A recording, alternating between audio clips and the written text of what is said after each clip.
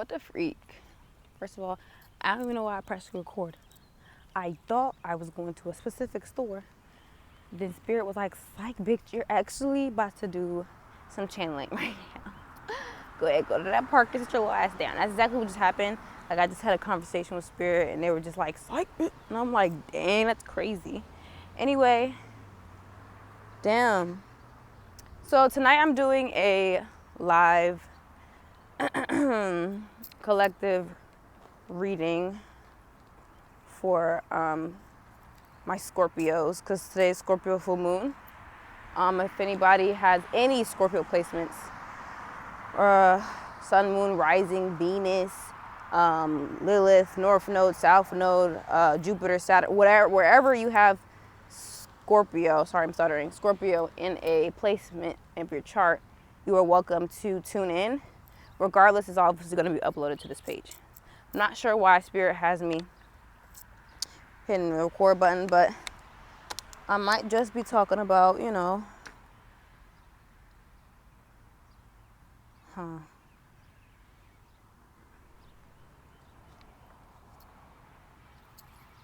Oh my gosh. Okay, so we're going to take a break from the blue door. Yes, we're going to still do like 3 parts of that, obviously, but I just needed like a little mental break from the blue door. It's a lot going on. Oh, how am I going to set this up? I don't know. Is there a bug on me? Probably. The hell? Anyway, the brown door. That's what we're discussing right now, is the brown door. That was one of the doors that I discussed in episode 1 anyway. And I didn't know when we were going to touch on it. I actually didn't know that it would be anytime soon. I thought it was probably going to be the last door, but Spirit is saying go ahead and touch on that brown door, and whatever natural downloads come. I'm getting that this video will probably be longer than 15 minutes and most likely no edits. So there's that. So yeah, let's go. So the brown door. Brown is an interesting color, first of all, because let's take it back to childhood, because I do need to touch a lot on childhood stuff, because me and a lot of my collective and I are having trouble carrying our inner child with our future journey. Like we're on the right track of going to the place we're supposed to go energetically and career-wise or whatever, taking off. But one of my readers that I watch, she definitely said, like, child, like, what the hell? You can't leave your inner child. Like, your inner child look at you like, bitch. Sorry. But the reader that I have been tuned in for years, her name is Queen Cup on YouTube. So if you guys are interested, she is cutthroat, though. I like my readers cutthroat. I like my readers to pierce the veil, so to speak. So if you're a little too sensitive, or if you're maybe your mental health isn't the best, I really wouldn't recommend her. But honestly, I still would in a sense, because she'll get you right for real. This is a seesaw. I was trying to figure out what this was last time, but I guess 2 people sit on here. That might be significant, a seesaw for this brown door. Yeah, because seesaws are usually brown, they're not usually red. Anyway, let's get back to the download I had about this brown door. So, you're in elementary school, right? Everybody, the teacher is passing out fucking a box of crayons. Probably 2 boxes of crayons each table, depending on if you had a small class, little class, doesn't matter. Just this teacher was passing out a box of crayons. Not every table had the most pristine box of crayons. One table had probably the best ones. Another table had probably the Rosar. Other table had Crayola. Like this teacher did not make sure that everybody, I'm just channeling this in this way. This teacher did not make sure that everybody had an equal playing field when it came to these boxes of crayons. Some people had fucking broken crayons in their box, like whatever table you were at, just know, just channel into that. I feel like this is going to resonate highly, and literally a cream brown car is passing me by as I speak. Like a tan. Anyway, but I feel like this is going to resonate for a lot of my collective, just depending on which table you were at. You'll know. And a grade level, I guess I can say, maybe 2nd grade. Oh my God, that was pretty fast. Okay, yeah, 2nd grade. I'm getting 2nd grade. And I'm getting Everybody has assigned tables, obviously. We're not gonna get too in depth of, you know, who's at these tables and everything, because that's too much right now. But everybody got a box of crayons for their table, right? Teacher's passing out instructions on the paper and telling you guys what to do, da-da-da-da. Then she says, hey, you guys, now I need everybody to grab a color out of the coloring box, right? You guys grab a color out of there, but you guys most of you guys ended up grabbing a color that you didn't even fucking want, because everybody else fucking grabbed the freaking crayons before she even said anything. I'm getting a lot of you guys actually waited. Like, you guys were actually trying to be respectful, because you already knew the rules about not touching the fucking crayons before she said anything. There are little bits of my group that were hard-headed as fuck and just kind of touched it in general. You'll know which group you're a part of. Y'all hard-headed as fuck. Anyway, but depending on where you're at with that spectrum, you'll know. Anyway, one group, they got the brown fucking, what do I call it? Brown crayons, okay? Now, what is so significant about these brown crayons? First of all, not all the groups got in trouble for picking the crayons up before the teacher said something, but some of you guys actually got in trouble. Some of you guys actually got in trouble with the teacher, and she caught you. She was like, I know I just said do not motherfucking touch. She ain't say motherfucking, but I know I just said do not touch them crayons. I did not say touch them crayons. She made you put them fucking crayons back, and then she made everybody else grab the crayons before you. So some of you guys got in trouble. You had to put your first crayon back, which was probably fucking a blue or something like that. And then some of y'all were just last because you just being obedient, or you was just too slow, or you weren't paying attention. And then others of you, a really small selected group of mine, maybe like 10-15% of you guys actually got the color you want, and you snuck it before the teacher could even see you. I'm not going to say what group I would probably be the last group or the first group. It's just depending on what the fuck was going on, and if I was in a sneaky energy. But more than likely I probably wasn't in that type of sneaky energy, so I probably was the last person to get the fucking color. So regardless, we're going to touch on all the kids that got a brown crayon. For the percentages of the kids that got the color they wanted because they were a little sneaky, or because they just ended up with another color because, you know, of luck or possibility, I want you guys to go and watch the red door. No, go watch the blue door. Yes, and go watch either one of them, because you guys are probably ready for the blue door. That 15% group is probably ready for the blue door, and that group is probably the one that the blue door is not locked. So I would go watch the blue door if you haven't already. If you have, go ahead. I mean, you can stay during this video, but we're going to just touch on everybody who has a brown crayon. All right, for my kiddos who have a brown crayon, some of you guys have different attitudes about it. There's one group of you guys who are like, okay, I mean, the brown is cool. It's giving cafe. It's giving, you know, y'all are reading the different languages on the Crayola. Some of you guys did not get good Crayola. Some of y'all are pissed as fuck. Some of you guys are like, oh, this color is dookie. Like some of you guys, all of you guys have different reactions to ending up with this color. And that will be the main frame. That will be how you perceive the brown door. So however you would have reacted as a kid in 2nd grade for getting a brown freaking crayon that you didn't fucking ask for, that's how you guys are more than likely going to react to this brown door. So use your discernment and just know who you are in this instance.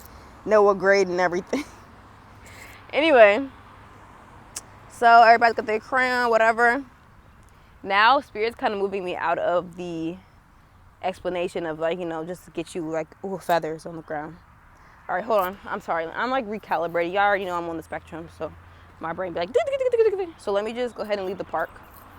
But I feel like Spirit just had me in the park so I can channel that energy. There's a yellow butterfly. I don't know if you can see her behind me. That may be significant. And that's a sign for me to leave the park anyway, because I've probably graduated this energy just now. I just probably needed to be here so I can channel the 2nd grade energy. And I found 3 rocks at the park today. Cool. Let me put these rocks in my bag. All right, so my kiddos, and I'm saying kiddos because I am talking to your inner child right now. So I'm not sunning anyone, or I'm not like disrespecting you as an adult. I am targeting your inner child right now. So yeah. All right, guys. So you're gonna be astral traveling today. I'm getting that this group actually used to travel or astral travel a lot when they were kids. And this group that has the brown crayon, a lot of this group were astral projecting on accident, like me. You know, there was no I just gonna no. You guys were astral projecting on accident, and you guys, oh my gosh! And then as I'm saying it, it's a cat in this alley. Yeah, you guys were astral projecting on accident, and sometimes it was fun, sometimes it was actually quite scary, and a lot other times you didn't even know you were astral projecting. So there's that. Oh my gosh, there's this cute cat right here. Whose cat is this? Looks like a Mittens. A cat might be significant for you guys. Like a black cat with like white paws. So cute. No, it's a gray cat. Nobody's coming over there. I'm just looking at you. Like what?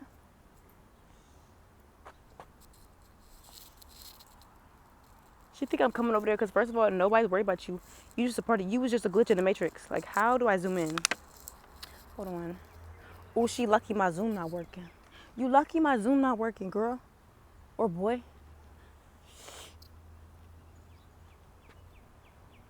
Anyway, I had to talk to that cat real quick because first of all, don't disrespect me while I'm in this fucking alley.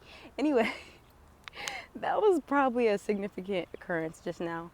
Damn, I would suck as a teacher because my attention span is crazy.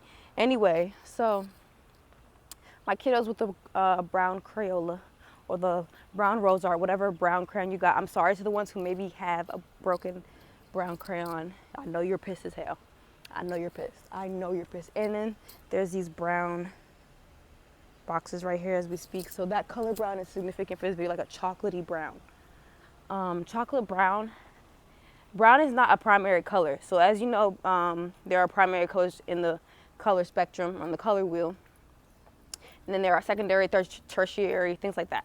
I forgot what type of color brown is, but I know brown, you mix yellow and yellow is in there. I know red is in there. I'm not really too sure what other colors you mix and make brown. My brain is not working, but if you remember, put it down below. If I remember after I record this, I'll put it in the description. But since brown is not a primary color, you'll be working with other chakras to combine this color. Or those chakra colors are probably activated while you're going into this door. All right, we're at 12 minutes. Hold on. I think there's a setting where you can pause this and then come back. Hold on. All right, I had to pause, come back, drink some water, and adjust my purse or my satchel. I got some downloads in the meantime, though. It wasn't a big pause. It was probably like for less than a minute. But I got Haagen-Dazs is significant for somebody. Haagen-Dazs, those little, what's those ice creams? It's called a drumstick, I believe. And it has like either like caramel or chocolate in the cone. Confirmation. Black crows are significant. Ravens are significant. Suede, leather. The thrift store is significant. Goddamn. Bratz dolls are significant. Hot Wheels. Goddamn, I'm getting a lot. Honeysuckle is significant. Yeah, this group is. I'm talking about in there. Oh my gosh, I need to get from this area. I know somebody's looking at me like, what the fuck is this bitch doing? I'm also picking up that maybe this group, maybe it's not insecure, but kind of like highly aware of their energy when they're in public spaces.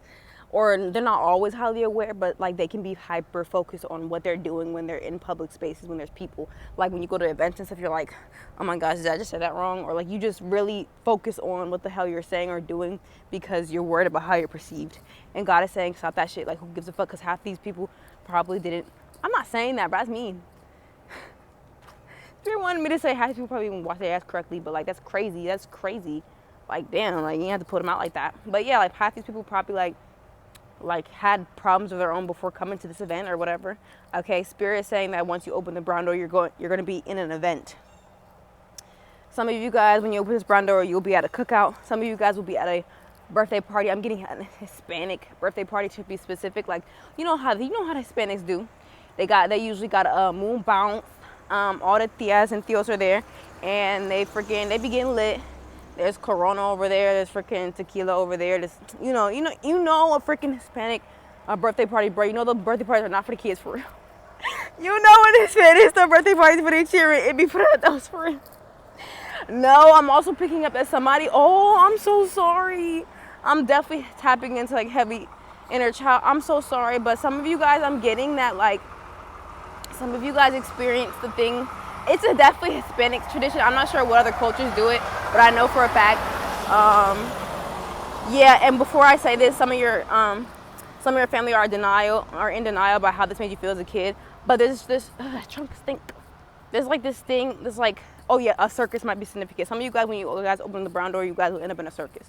So yeah, but some of your guys' family, the one who's in us, the ones who are opening the door to a kid's birthday party, some of you guys' family are in denial about how it made you feel when they shoved your face in a cake when they were saying happy birthday. And I know everybody at Kiki and those videos go viral and everything, but that shit, like every time I would watch those shits, that shit would piss me off. And I'm not trying to disrespect anybody's like traditions, but I used to hate when I used to see like adults, grown ass adults, shoving their kid's face, like when they sing happy birthday, like you're dead wrong. And then they go get mad at the kid when they get mad. I wish the fuck somebody would push my face in the fucking cake. We're both going to hell at that point, because you go low, I'm going to hell. If somebody goes low, I'm going to hell every time. So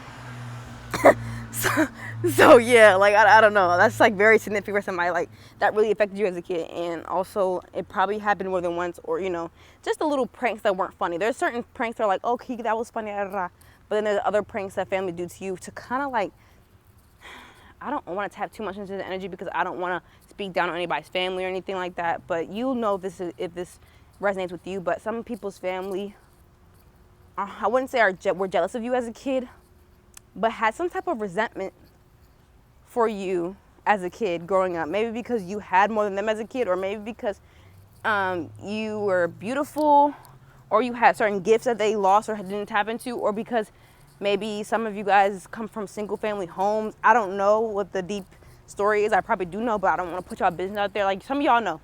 We're tapping into the inner child, and it's going to get deep. I'm going to leave the cookout. I'm going to leave the birthday party, and we're going to go to the cookout. For my babies who are in the cookout, I'm getting, obviously this is black people. This is such a stereotypical video, but like, what the fuck? Spirit's like, fuck it, like we ball. But some of y'all are. All right, so y'all opened the door, y'all ended up at a cookout, right? And yes, we're still in the underworld. We're still in the astral plane, okay? It can look different. It doesn't always have to be some extraterrestrial shit, bro. Like come on now. But y'all have entered the freaking cookout, and I'm seeing, yeah, the black people had the little moon bounce. It was like them little, what's that brand? It's like a really small moon bounce. All the cousins was in that jump. And when I tell you all the cousins plus somebody's big ass uncle. I don't know whose uncle's in this. Again, he was wearing an orange shirt, or maybe not, or just orange is significant for this group. But I don't know who's fat. I'm saying I don't want to say that, but somebody's fat ass uncle decided to get in the moon bounce with the kids. I'm tapping to either a sacred memory of somebody's when I'm downloading this, or you guys are gonna experience this in the astral plane as a revisited memory. Either way, somebody's fat ass uncle decided to get in the fucking. Somebody's fat ass uncle decided to get in the fucking. Y'all, I have to do a part two. I have to do a part two because I'm not about to make this. We're at 18 minutes. I'm crying, but I'm just gonna finish out the cookout group, and we'll get back to. Somebody's fat ass uncle decided to get into the goddamn moon bounce. And if there's too many kids with too much weight in the moon bounce, it starts deflating.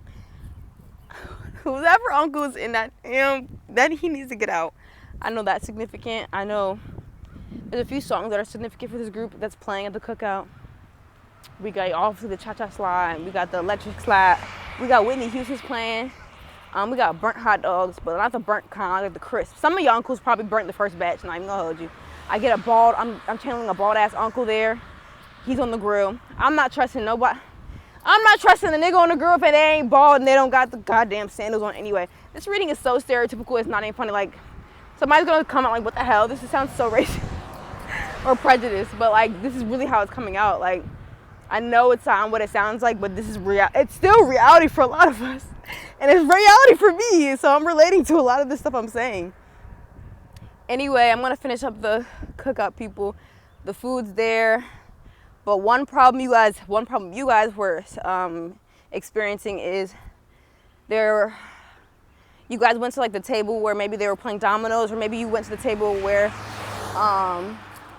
the dining room table, and the adults were having adult talk, and they told you to stay in the child's place.